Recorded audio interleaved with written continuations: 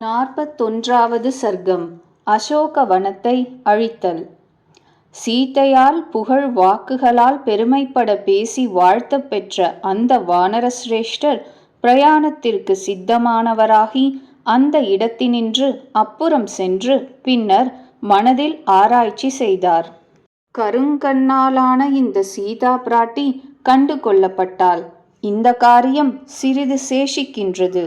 இவ்விஷயத்தில் சாமதான பேதம் என்கின்ற 3 உபாயங்களை அகற்றி தண்டம் என்ற 4வது சரியென காணப்படுகின்றது. ராட்சசர்களிடத்தில் சாமோபாயம் பயனுக்கு ஏற்றதாகாது. செல்வ செருக்குடையவர்களிடத்தில் தானோபாயம் பிரயோஜனப்படுகிறதில்லை. பலத்தாலே கொழுத்த ஜனங்கள் பேதோபாயத்தால் வழிபடுத்தக்கூடியவர்கள் அல்லர். இவ்விஷயத்தில் இச்சந்தர்ப்பத்தில் எனக்கு பராக்கிரமம் ஒன்றே நன்றெனத் தோற்றுகின்றது. இந்த காரியத்திற்கு பராக்கிரமத்தை தவிர யாதொரு நிச்சயமும் இப்பொழுது பயன்பட மாட்டாது. ஏனெனில் யுத்தத்தில் இங்கு இப்பொழுது எப்படியாவது திடமான வீரர்கள் மாண்டார்களென்றால் அரக்கர்களும் அடக்கத்திற்கு வருவார்கள். செய்து முடிக்க வேண்டிய ஒரு காரியத்தில் ஏவப்பட்ட பொழுது யாவனொருவன் முதல் காரியத்திற்கு ஒரு கேடின்றி அநேகங்களையும் சாதிக்கின்றானோ அவன் காரியத்தை செய்து முடிக்க திறமையுடையவன் ஆகிறான். இவ்வுலகில் அற்பமான காரியத்திற்கும் ஒரே உபாயம் சாதகமாக மாட்டாது. ஆதலால் எவனொருவன் கோரிய பயனை பலவகையாலும் அறிகிறானோ அவன்தான் காரியத்தை சாதிப்பதில் வல்லவனாகிறான். நான் இங்கிருக்கையிலேயே சத்ருவினுடையவும் நம்முடையவும் யுத்த விசேஷங்களின் தத்துவங்களை அறிந்தவனாய் மனம் தெளிந்தவனாய் வானரர்கோன் இருப்பிடத்திற்கு செல்வேனாகில் அப்பொழுதுதான் எனது இறைவன் ஆணை பூர்ணமாக செய்து முடிக்கப்பட்டதாக ஆகும்.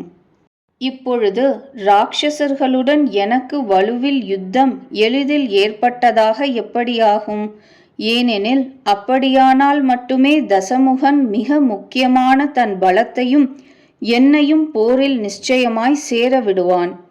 அப்படியானால் யுத்தத்தில் மந்திரி வர்க்கங்களோடு கூடியவனும் சேனை தலைவர்களோடு கூடியவனுமான தசகண்டனை நான் நேரில் கண்டு அவனுடைய பலத்தையும் உள்ளத்தில் இருக்கும் நினைவையும் அறிந்து கொண்டு இங்கிருந்து சந்தோஷமாய் திரும்பிச் செல்லக்கூடும். இந்த நந்தவனம் போன்றதும் கண்களையும் மனத்தையும் கவரவல்லதும் பலவகை மரங்களும் கொடிகளும் செறிந்ததும் சிறந்ததுமான சிங்கார தோட்டம் பாபிஷ்டனானது இவனது. உலர்ந்த காட்டை அக்னி போல் இதை அழித்து விடுவேன். இது முறிக்கப்படின் அதனால் 10 தலையான் கோபம் கொள்வான்.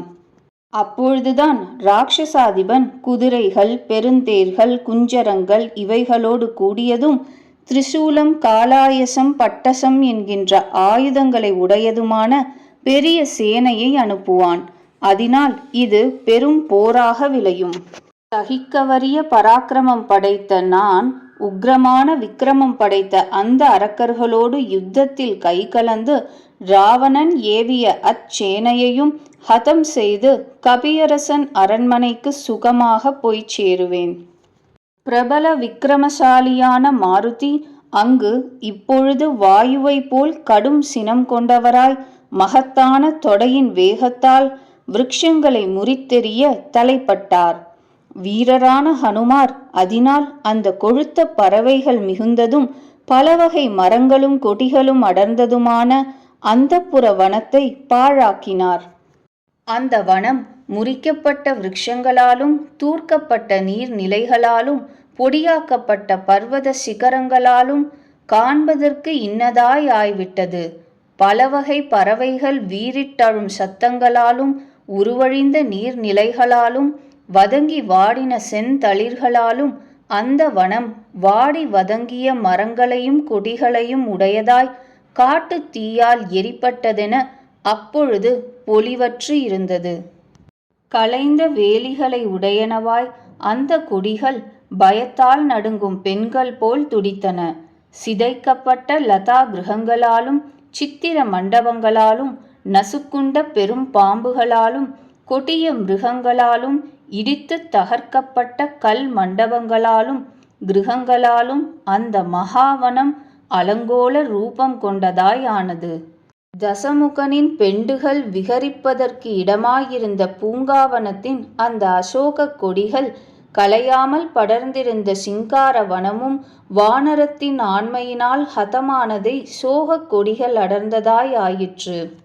எங்கும் ஓடித் திரிகின்ற அந்த மகாகவி பேராணவம் கொண்டவனும் பிரபுவுமான அந்த ராட்சசேந்திரனின் மனதிற்கு மகத்தான அசஹ்யமான செயலை முடித்துவிட்டு மகாபலிஷ்டரான பலருடனே ஒருவராய் போர் புரிய கருதி வீரப்பாடு தோற்ற கோட்டை வாசலின் மேல் உட்கார்ந்து விட்டார். 41வது சர்க்கம் முற்றிற்று.